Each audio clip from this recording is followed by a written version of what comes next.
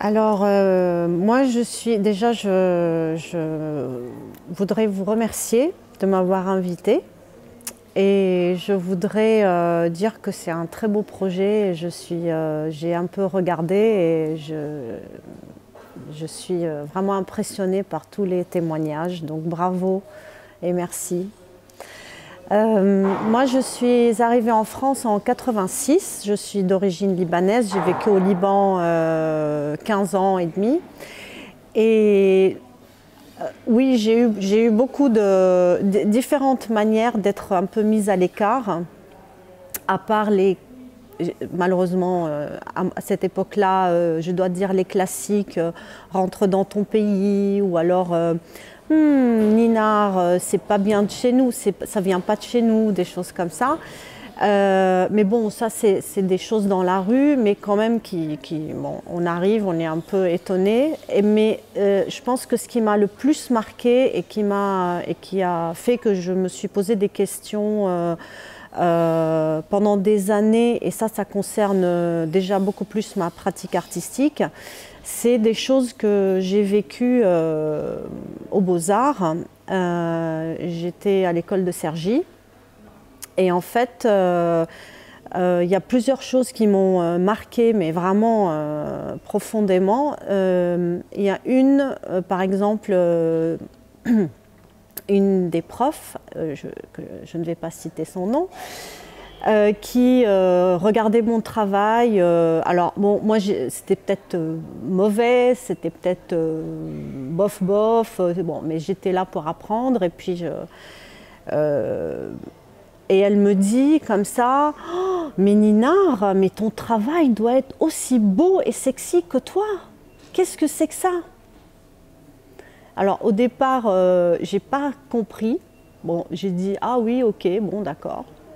Et après, plus je pensais à cette phrase, et plus je paniquais, et plus je déprimais, et plus j'angoissais. Je me dis mais qu'est-ce que ça veut dire ça? Qu'est-ce qu'elle m'a dit? Et ça m'a honnêtement handicapée pendant des années, parce que qu'est-ce que ça veut dire? Ça veut dire, enfin, elle m'a un peu renvoyée à ce que j'avais peut-être de plus intime et auquel je peux rien faire, hein, une sorte de physique ou quelque chose. Et je trouvais que c'était d'une injustice et d'une violence monstre. Déjà, je pense qu'elle n'aurait jamais dit ça à un homme. Et alors, bon, alors j'en ai parlé à des personnes qui étaient choquées, genre ah bon, et puis si on est moche, on doit faire un boulot moche, et puis si on a je sais pas, enfin voilà. Donc ça m'a, et ça m'a, bon, mais en même temps, c'est un mal pour un bien, parce que ça m'a permis de me poser la question de la beauté. C'est quoi une pièce belle?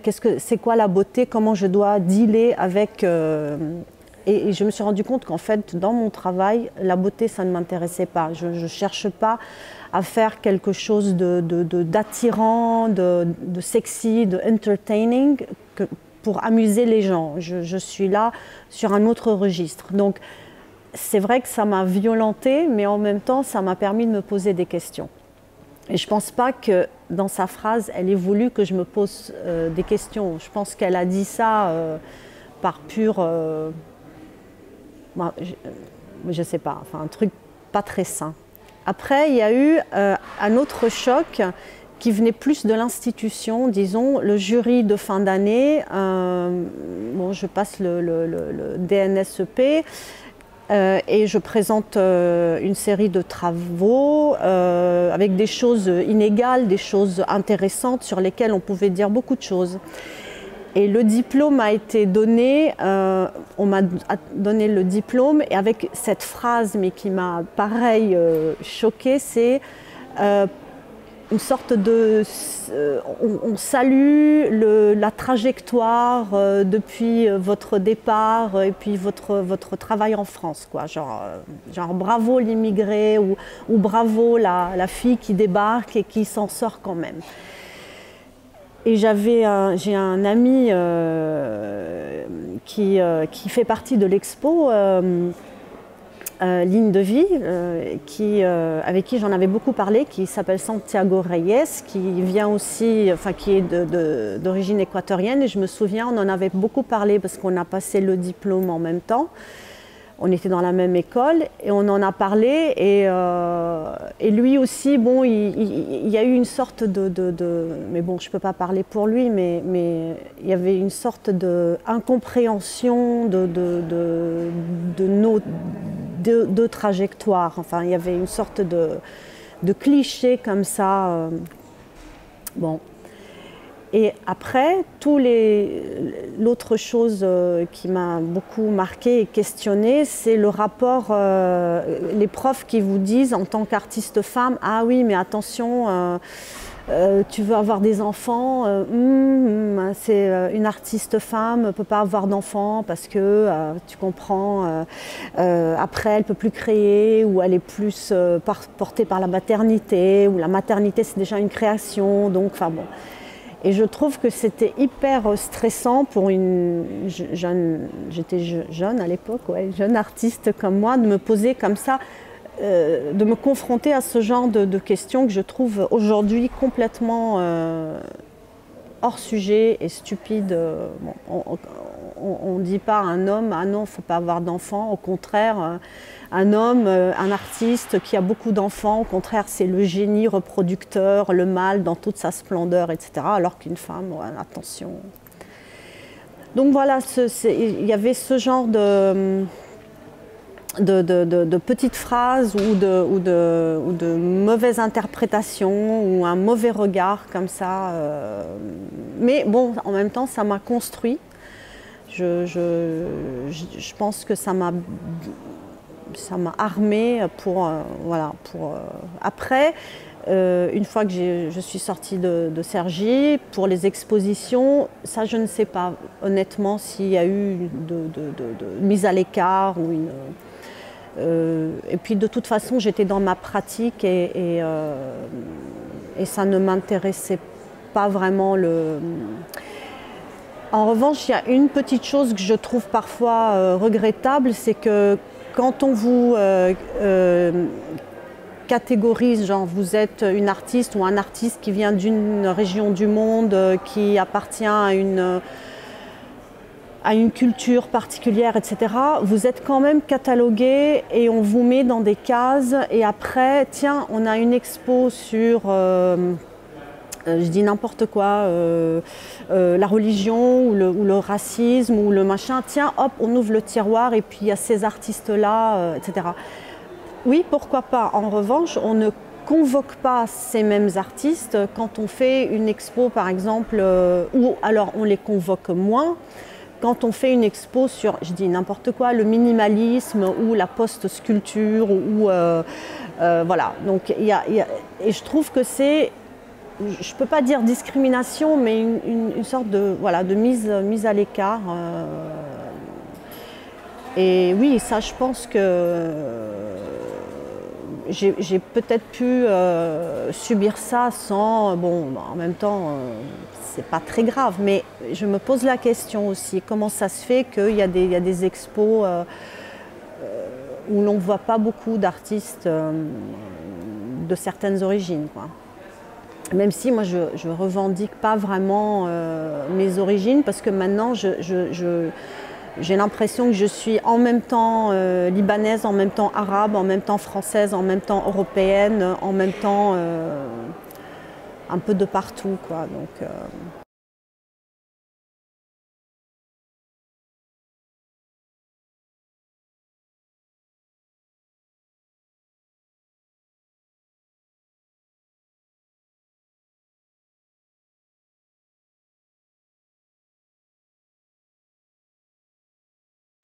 Alors j'ai beaucoup réfléchi à cette question parce que je ne connaissais pas le mot, donc je le découvre grâce à vos questions. Et j'ai quand même pu penser à une de mes pièces, une performance que j'ai faite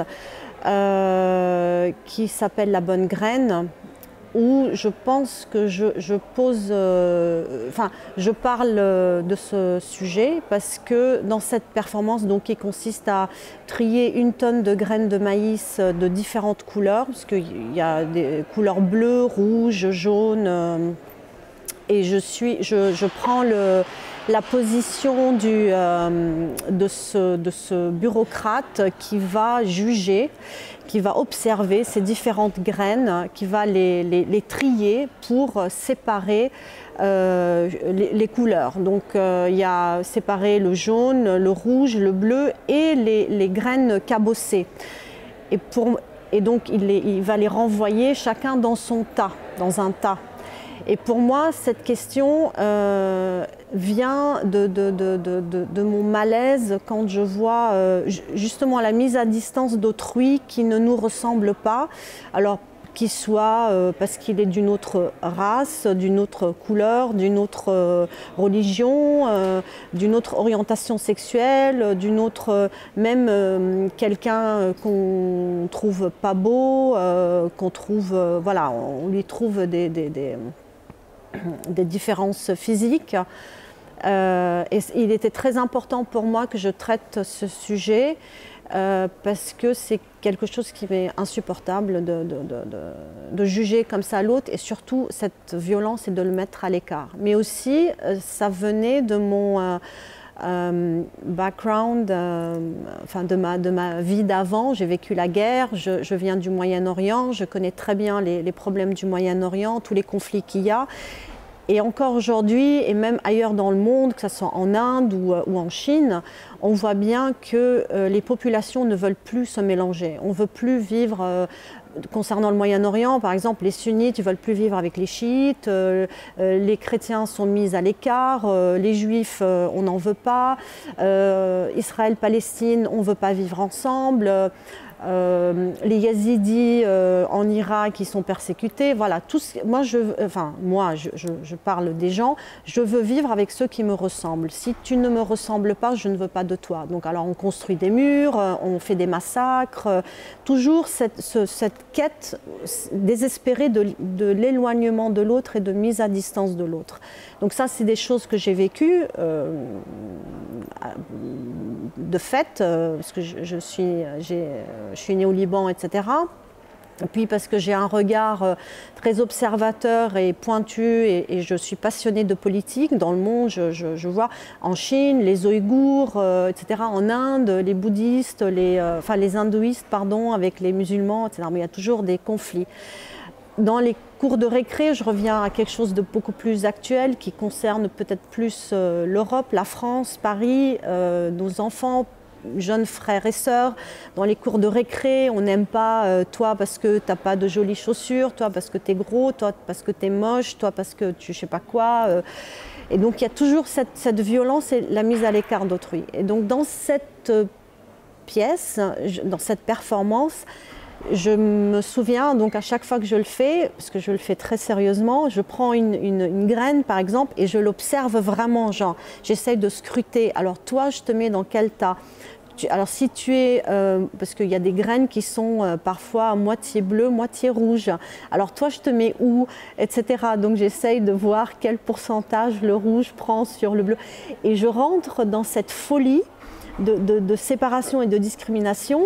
Et parfois, en faisant cette performance, j'avais honte enfin, j'étais violentée par ce que je faisais, parce que je me dis, mais il y a des gens qui pensent vraiment comme ça, il y a des gens qui font ça, il y a des gens qui décident que tel pays, on va le couper en deux, on va séparer les gens. Et les gens qui décident sont assis tranquillement autour d'une table, en train de discuter. Et avec ça, ils condamnent toute une population, etc.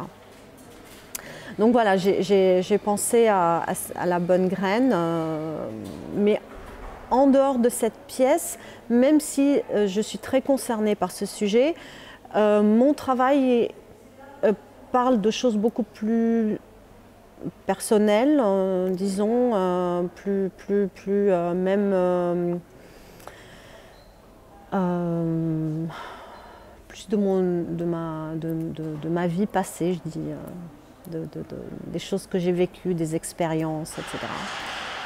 Il y a peut-être une autre partie de mon travail où je parle, mais de l'humain, du corps, plus des corps. c'est je trace l'espace entre les personnes quand ils sont dans des situations debout, assis, allongés, etc. Mais c'est plus pour invoquer le vide, la perte de cet être aimé qu'on ne voit plus.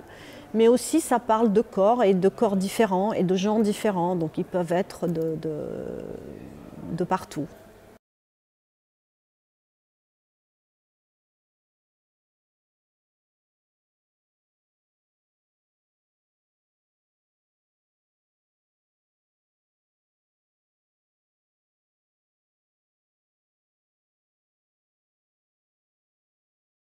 Alors évidemment c'est effrayant, mais je pense que c'est un problème plus global. C'est pas que, enfin, moi je pense qu'il faut voir à la source le problème. Ça veut dire, bon, je reviens à mon histoire de petite immigrée. Moi je suis arrivée en France, même si j'avais pas le désir de venir en France, mais bon, je viens d'un pays arabe, le Liban, etc., qui a une société hyper traditionnelle, tout ça. Mais je me suis dit, bon, au moins en France, il va y avoir une plus grande ouverture, une plus grande tolérance pour les femmes, etc. Et en fait, dans les apparences, oui. Mais quand on gratte un petit peu, on se rend compte que c'est un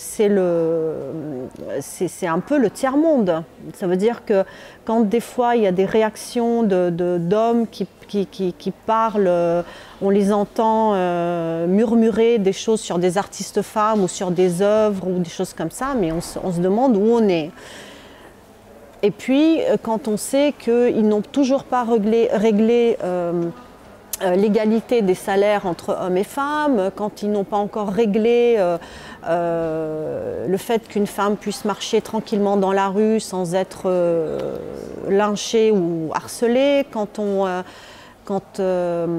voilà, disons qu'il y a beaucoup de choses encore à régler, et quand on sait que la part de la culture en France, le pays de la culture, etc., diminue de plus en plus, donc je pense qu'il y a une chose globale à voir, et ça suit. En fait, c'est une suite logique de manquements en France et peut-être en Europe. Je ne sais pas comment c'est le cas dans d'autres pays européens, mais moi, ça ne m'étonne absolument pas. Absolument pas. Donc, et puis, quand encore pour parler de politique, quand on voit qu'il y a des pays ça veut dire que, ce que je veux dire, c'est que c'est le regard vis-à-vis de la femme, vis-à-vis de la femme artiste qui doit changer. Et après, je pense que tous les acquisitions augmenteront, je pense. Quand on voit qu'il y a des pays qui bafouent les droits des femmes, et la France quand même n'a aucun problème pour aller leur vendre des armes ou aller faire le président et le gouvernement y va en faisant des courbettes et compagnie, alors tout en sachant que c'est un pays qui rend la femme esclave et citoyen de seconde zone. Moi, je veux dire, pour moi, tout est lié. Ça, voilà. Donc, ça prouve bien un manque de respect vis-à-vis des artistes femmes. On considère encore aujourd'hui qu'un artiste homme, c'est plus sexy, ça a plus d'intérêt ou d'importance qu'une artiste femme. Pour X raisons, hein. On n'est pas là pour... Enfin, je ne vais pas rentrer dans les détails, mais c'est des choses évidentes, quoi. Et c'est bien dommage, parce que c'est pas vrai. Oui, en fait, je pense que c'est un peu dans mes... depuis que j'avais 10 ans, j'ai été consciente de cette question, de ce combat. Bon, il faut dire que j'étais à bonne école. Il y a mes parents, ma mère qui est écrivain, qui a beaucoup écrit sur les femmes, etc. Il y a aussi, à 10 ans, commence à grandir, à devenir jeune fille, et je me rends compte qu'il y a des choses que les filles n'ont pas le droit de faire, que les garçons ont le droit de faire. Et même si j'étais dans une famille ultra tolérante, des intellos, tout ça, quand même, ma mère, fallait qu'elle me protège de la société. Ça veut dire, même si elle me dit « je ne suis pas d'accord et je comprends et tu as raison, etc. » Mais quand même, je dois te protéger, donc non, tu ne peux pas faire telle chose. Et on a beaucoup discuté et j'ai vraiment à 10-11 ans, j'ai compris que bon, il y a des sociétés traditionnelles et il y a aussi que la religion avait une grosse part de responsabilité pour faire des femmes des personnes de seconde zone, quoi. Et donc oui, ça c'était très clair depuis mon enfance. Et après aussi, j'ai observé les femmes de ma famille, mes tantes qui vivaient entre le Liban et la Syrie, enfin soit en Syrie, soit au Liban, mais je veux dire dans cette région. C'est toutes des femmes artistes, écrivaines, poètes, femmes de théâtre. Et j'ai vu comment elles ont dû se battre, mais c'est des guerrières pour trouver leur place. Être reconnues, etc. Aussi comment elles ont dû se battre au sein de leur couple, parce qu'elles étaient aussi avec des artistes, avec des poètes ou des gens de théâtre aussi, pour exister, alors qu'elles avaient la charge de la famille, des enfants, etc. etc. Donc ça je l'ai observé depuis mon enfance, quoi. Et donc c'est sûr que en plus bon, de là d'où je viens, la région, la religion et même les religions, parce qu'au Liban il y a à une époque c'était moitié chrétien, moitié musulman, donc on voit aussi que dans la religion chrétienne il y a beaucoup de censure et on garde la femme bien sous domination, pas qu'en islam. Donc c'est des choses avec lesquelles j'ai grandi et je me suis vraiment... j'ai fait très attention à ce que dans ma vie, ça veut dire que peut-être dans mon travail d'artiste, évidemment je parle de ça, mais pas que de ça, mais dans ma vie de femme, de tous les jours. Ah là, oui, c'est vraiment, je le vis je le vis dans ma vie de tous les jours, quoi. C'est mon rapport à l'autre, le respect qu'on me doit en tant que femme, dans un couple ou je sais pas quoi. Oui, ça c'est des choses auxquelles je fais très très attention ouais. Et bien sûr, comme je viens d'ailleurs et que je vis en France, je ne peux pas m'empêcher de penser aussi aux autres combats, aux autres femmes dans le monde. J'ai des antennes partout, disons que je suis vraiment réceptive à cette question et je la porte dans ma vie de tous les jours. Ouais.